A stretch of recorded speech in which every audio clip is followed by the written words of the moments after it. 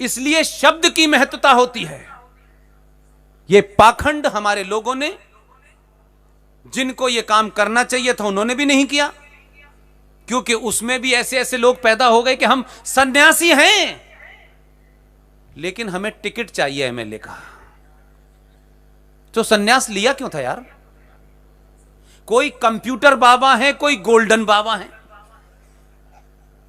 अगर यही काम करना था तो सन्यास नाम के शब्द की इतनी आपने बेइज्जती क्यों की? सन्यास लिया था तो आपने इस देश की, समाज की जितनी भी चीजें थी उसको छोड़कर आपने ध्यान लगाने के लिए लिया था, लेकिन आपका ध्यान तो एमएलए की कुर्सी पे लगा हुआ है। तो इस समाज को बदनाम क्यों किया आपने? अगर वो भी ये सब बताते तो आज मैं समझता हूं जो सबसे बड़ी समस्या सनातनी हिंदू समाज में है, महिलाओं में है, पुरुषों में है, बच्चों में है, चलते फिरते है, उसे एक ही शब्द में मैं आपको समझा देता हूं। कोई नई फिलॉसफी नहीं है। रिलीजन अंग्रेजी का शब्द है। इस रिलीजन को जब उर्दू में ट्रांसलेट करेंगे तो मजहब होता है, मजहब। लेकिन इस रिलीजन को जब हिंदी में हम उसका अर्थ निकालेंगे तो धर्म नहीं होता, धर्म नहीं होता, पंथ होता है। हमारी संस्कृति में, हमारे इतिहास में धर्म का अर्थ आपका दायित्व और आपकी ड्यूटी होती है।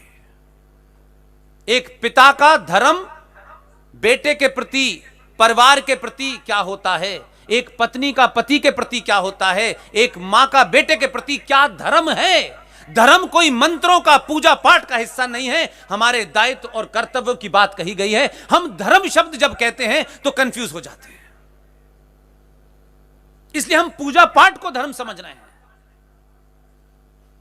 और हमने सेकुलर शब्द का ट्रांसलेशन भी हमने धर्मनिरपेक्ष कर दिया। इसलिए मैंने कहा ज्ञानी तो हमारे समाज में बहुत हैं, हिंदुत्व के ठेकेदार तो बहुत मिलेंगे आपको, लेकिन बेसिक चीजें भी ठीक कर देंगे तो अगली जनरेशन सवाल पूछना शुरू कर देगी। और जब से ठीक होने लगी है, चाहे मेजर जनरल जीडी बख्शी हो, कर्नल आर एस सिंह साहब हो, सुशील पंडित हो, ललित अंबरदार हो, अंकुर शर्मा हो, विष्णु शंकर जैन हो, ये तमाम सारे लोग अपने जीवन के वो तमाम सुख जो अपने निजी जीवन में वो हासिल कर सकते थे, सब ने छोड़ा है और एक ही प्रण लिया है। मैं जिस वक्त यहां बात कर रहा हूं, आपको अलग अलग शहरों में ये लोग किसी अलग टॉपिक पे बोल रहे होंगे। कोई किसी से कुछ पूछने नहीं जाता, कोई किसी पे एहसान करने नहीं जाता। जिस उम्र में लोग घर में बैठते हैं, 71 साल का फकीर मेजर जनरल जीडी बख्शी दिन भर टेलीविजन पे जिहादियों को मारता है और उसके बाद सड़क पे निकल के बाहर आपकी तरह मेरी तरह भाषण देता है। विष्णु शंकर जैन एक युवा वकील है, सुप्रीम कोर्ट में है, लाखों रुपए कमा सकता है। उसके पिता बहुत बड़े वकील हैं, एक मिडिल क्लास संपन्न परिवार का लड़का है। हमारी स्पीच सुनने के बाद बहक गया बेचारा। उसने पैर छुए मेरे, बोले आज से जितने मुकदमे लड़ूंगा सिर्फ राष्ट्र के लिए लड़ूंगा। उसका कन्विक्शन देखिए, उसकी उम्र कोई ऐसी नहीं है कि सब कुछ समाप्त हो चुका है। बड़ी बड़ी गाड़ियां, बड़े बड़े मकान का मालिक बन सकता है वो। एक छोटी सी कोशिश देखिए उसकी, उसने वक्फ प्रॉपर्टी कानून को सुप्रीम कोर्ट में चैलेंज किया है। और आपको भरोसे के दिलाने के लिए कि आप जहां हैं, जिस भी काम को कर रहे हैं, सिर्फ अगर उसके मूल में पैसा है तो आपका अस्तित्व समाप्त होने वाला है। अगर उसके मूल में राष्ट्र है तो आप हजारों साल तक जिंदा रहेंगे। विष्णु शंकर जैन ने कोविड में हाय तौबा मची हुई थी, उसका जुनून देखिए। न अखबारों में छपने का शौक है। मैंने ऐसे भी वकील देखे हैं जो सुप्रीम कोर्ट में दूसरे की पिटीशन को लाते हैं, कट पेस्ट करके अपना नाम लिख के दे देते हैं कि चलो हमें भी पब्लिसिटी मिलेगी। इलाहाबाद के अंदर Alfred national Chandrashekhar Azad park है, बहुत बड़ा पार्क है। बात छोटी नहीं है, उसके जो अर्थ हैं वो महत्वपूर्ण हैं। उस पार्क में 10-12 मस्जिदें, 15-20 मज़ारें बन गईं। सवाल खड़ा हुआ कि ये मज़ारें यहां कैसे पैदा हो गई भाई? कुछ लोग बोले तुम कहां हाथ डाल रहे हो? हमने कहा विष्णु शंकर पूरी टीम हमारे पीछे तुम्हारे पीछे खड़ी हुई है, तुम लड़ जाना, अंतिम सांस तक लड़ेंगे।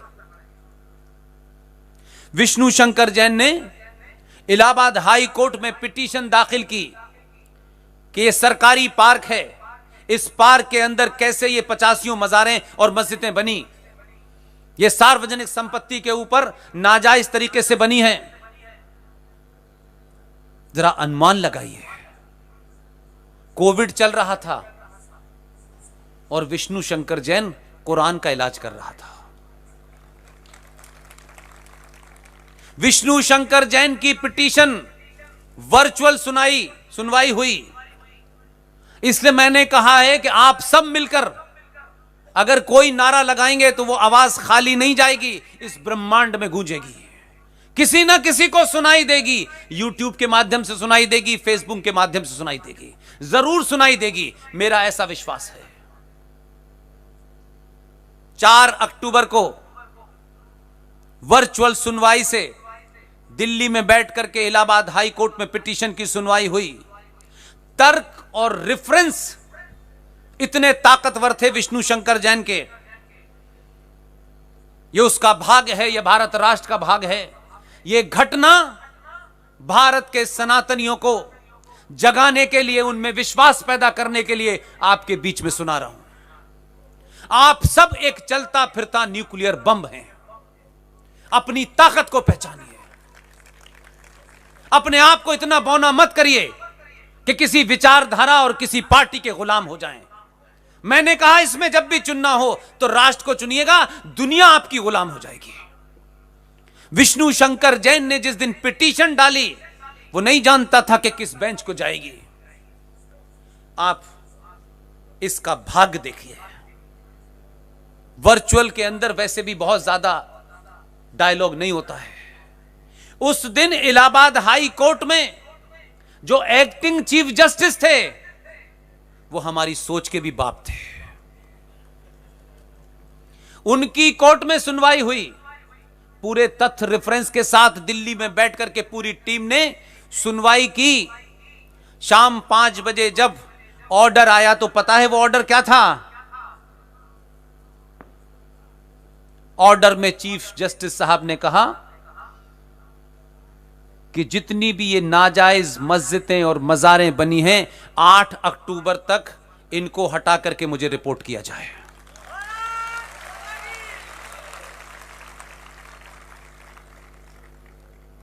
हजारों लाखों लोग जो यहां नहीं बैठे हैं, यकीन मानिए आप जगे हैं तो जो लोग सच में जगना चाहते थे लेकिन राजनीतिक दलालों ने और समाज के ठेकेदारों ने उन्हें जगने नहीं दिया। उसका असर यह हुआ, उसी रात कुछ लोगों का फोन आया। मैंने कहा आपके पास आदेश है, मुझे इसमें इंटरेस्ट नहीं है कि इसमें क्या अगर है और क्या मगर है। वो लोग हमसे जुड़े हुए हैं, किसी का नाम सार्वजनिक नहीं कर सकता। वो हमारी एक छुपी हुई ताकत है। उनको फोन करके मैंने कहा कि आप इस बात को थोड़ा सा ध्यान में रखें कि जिस एक्टिंग चीफ जस्टिस ने यह फैसला दिया है उसने आपको कागज नहीं दिया। बोले इसी की समस्या है। मैंने कहा वो मुझ पे छोड़ दीजिए, आप तैयार हो जाइए। जैसे ही मैंने कहा कि सिर्फ ये आपके पास रहना चाहिए, उन्होंने कहा हमारे पास। मैंने कहा 9 तारीख को सार्वजनिक कर दीजिए, 8 तारीख तक किसी के हाथ में कागज नहीं जाना चाहिए। आपके लोग बहुत बैठे हुए हैं, आपने उन्हें कभी भरोसा नहीं दिलाया। कभी उनमें विश्वास नहीं जगाया कि राष्ट्र के प्रति वो अपने कर्तव्यों से अलग हट के भी कर्तव्य कर सकते हैं। वो कागज इलाहाबाद के एडमिनिस्ट्रेशन के कुछ लोगों के हाथ में पहुंचा। उन्होंने कहा पुष्पेन जी रात का 1 बजा है।